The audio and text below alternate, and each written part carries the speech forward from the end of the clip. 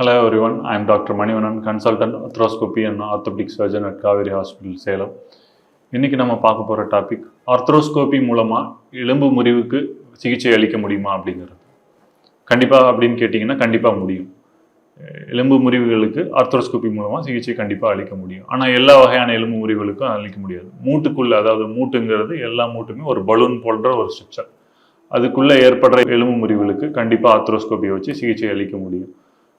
முட்டியில் ஏற்படக்கூடிய anterior cruciate ligament attach ஆகிற ACL PCl போன்ற ஜவ் அட்டாச் ஆகிற எலும்புகளில் அவல்ஷன் ஃப்ராக்சர்ஸ் எனப்படும்.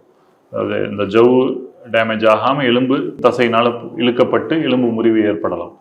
அதேமாரி ஆகிற ACL avulsion fractures, PCl avulsion fractures, DPL plateau fractures. So இது போன்ற எலும்பு முறிவுகளுக்கு ஆர்த்ரோஸ்கோபி மூலமாக நம்ம சிகிச்சை அளிக்க முடியும். தோள்பட்டையிலே அதுபோல் கிரேட்டர் டியூபராசிட்டின்னு எனப்படுற எலும்பு முறிவுக்கு நம்ம ஆர்த்ரோஸ்கோபி மூலமாக சிகிச்சை அளிக்க முடியும். இதை அடுத்து ஏசி ஜாயிண்ட் எனப்படும் அல்லது லேட்டரல் எண்ட் கிளாவிக்கல் அப்படின்னு சொல்லக்கூடிய தோள்பட்டையில் உள்ள இன்னொரு மூட்டு, அதில் எலும்பு முறிவோ அல்லது எலும்பு விலகி இருந்தாலும் நம்ம ஆர்த்ரோஸ்கோபி மூலமாக சிகிச்சை அளிக்க முடியும். ஸோ ஆர்த்ரோஸ்கோபி மூலமாக எலும்பு முறிவுகளுக்கு, குறிப்பிட்ட வகையான எலும்பு முறிவுகளுக்கு சிகிச்சை அளிக்க முடியும்.